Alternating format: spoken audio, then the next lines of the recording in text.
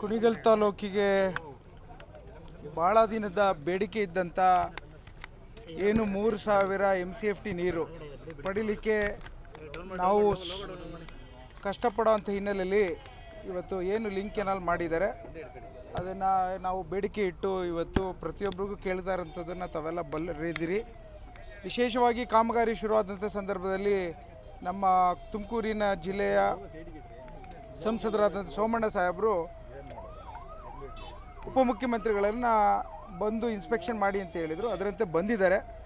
ನಾವು ಇವತ್ತು ಕುಣಿಗಲ್ ತಾಲೂಕಿನ ಜನತೆಯ ಪರವಾಗಿ ನಮ್ಮ ಚಿಂತನೆ ಏನು ಅಂತಂದರೆ ಸಮಬಾಳು ಸಮಪಾಲು ಇದ್ದಂಗೆ ನಮಗೂ ಎಲ್ಲರ ಥರ ನೀರು ಕೊಡಿ ಅಂತ ಕೇಳ್ತಾ ಇದ್ದೀವಿ. ಅದರಂತೆ ಕಾಮಗಾರಿ ಶುರು ಆಗಲಿ ಅಂತ ಕೇಳ್ಕೊತಾ ಇದ್ದೀವಿ. ಸೆಂಟ್ರಲ್ ಟೀಮ್ ಏನು ಬರಬೇಕು ವೀಕ್ಷಣೆ ಮಾಡಬೇಕು ಅಂತ ಏನು ಹೇಳಿದ್ರು, ಅವು ಅಭಿಪ್ರಾಯ ಸಂಗ್ರಹ ಮಾಡಬೇಕು ಅಂತ ಹೇಳಿ. ಅಲ್ಲ ರೀ, ನೀರು ಕೊಡಬೇಕಾದ್ರೆ ರಾಜ್ಯ ಸರ್ಕಾರ ಬೇಕು, ನಿಮ್ಮ ತಡೆ ಹಾಕೋಕ್ಕೆ ಕೇಂದ್ರ ಸರ್ಕಾರ ಬೇಕು ಅಂತ ಕೇಳ್ತಾ ಇದ್ದಾರಾ? ಈಗ ನಾನು ಕೇಳ್ತೇನೆ, ಹಾಸನವರು ನೀರು ಕೊಡಲಿಲ್ಲ ಅಂದರೆ ಎಲ್ಲ ತಾಲೂಕಿಗೂ ನೀರು ಸಿಗ್ತಿತ್ತಾ? ಟೀಮ್ ಬರುವಂಥ ಸಾಧ್ಯತೆ ಇದೆ. ಇದು ರಾಜ್ಯ ಸರ್ಕಾರದ ವಿಚಾರ. ರಾಜ್ಯ ಸರ್ಕಾರದ ತೆಗೆದುಕೊಂಡಂಥ ನಿರ್ಧಾರ ಇವತ್ತು ನಮಗೆ ಅನ್ಯಾಯ ಆಗಿರೋಂಥದ್ದು ಕುಣಿಗಲ್ ತಾಲೂಕಿಗೆ. ಅದನ್ನು ಸರಿಪಡಿಸಲಿಕ್ಕೆ ನಾನು ಸರ್ಕಾರದ ಆಸರೆ ಪಡೆದಿತಾ ಇದ್ದೀನಿ. ಅದರಲ್ಲಿ ಏನು ತಪ್ಪಿದೆ ಅಂತ ನಾನು ಕೇಳ್ತಾ ಇದ್ದೇನೆ.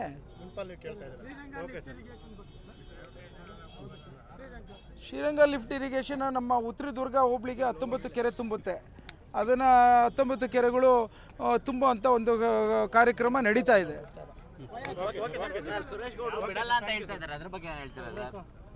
ಅವರು ನಮ್ಮ ಸ್ನೇಹಿತರು ರಾಜಕಾರಣ ಮಾಡೋದು ಬಿಟ್ಟು ಪ್ರತಿಯೊಬ್ಬರಿಗೂ ವಿಶೇಷವಾಗಿ ಕುಣಿಗಲ್ ತಾಲೂಕಿನ ಜನ್ಮ ಕೊಟ್ಟವರು. ಆ ರೀತಿಯೆಲ್ಲ ಅವರು ತಡೆ ಹಿಡಿಯಲ್ಲ ಅಂತ ನಾನು ಭಾವಿಸ್ತೇನೆ. ನಾನು ಆ ಕಾರಣಕ್ಕೋಸ್ಕರನೇ ಇವತ್ತು ಮಾನ್ಯ ಉಪಮುಖ್ಯಮಂತ್ರಿಗಳು ಮತ್ತು ಗುಬ್ಬಿ ಶಾಸಕರಾದಂಥ ವಾಸಣ್ಣವರು ಮತ್ತು ಜಯಚಂದ್ರ ಸಾಹೇಬರು ಎಲ್ಲ ಬಂದಿದ್ದಾರಲ್ಲ. ನನ್ನ ಅನಿಸಿಕೆ ಪ್ರಕಾರ ಈಗ ಎಲ್ಲರಿಗೂ ಅರ್ಥ ಆಗ್ತಿದೆ. ಎಲ್ಲರೂ ಗುಬ್ಬಿ ಥರನೇ ಇವತ್ತು ತುರುವೇಕೆರೆ ಥರನೇ ಕುಣಿಗಲ್ ತಾಲೂಕು ಅಂತ ನಾವು ಭಾವಿಸ್ತೇವೆ. ಎಲ್ಲರಿಗೂ ಸಮಾನಾಂತರ ಹಂಚಿಕೆ ಆಗಬೇಕು ಅನ್ನೋದಂತೂ ನನ್ನ ವಾದ. ಅದಾಗುತ್ತೆ. ನಾನು ಆ ಥರ ಹೇಳಲಿಕ್ಕಿಲ್ಲ. ಅವರಲ್ಲಿ ಕೆಲವು ಗೊಂದಲಗಳಿತ್ತು. ಏನು ಮೇನ್ ಕೆನಾಲು ಪೈಪ್ಲೈನು ಕೆಳಗಡೆ ಹಂತದಲ್ಲಿತ್ತು ಅಂತ, ಅದು ಫ್ಲಶ್ ಇದೆ, ಒಂದೇ ಹಂತದಲ್ಲಿ ಒಂದಿದೆ.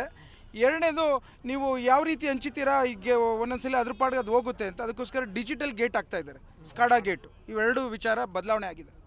Thank you.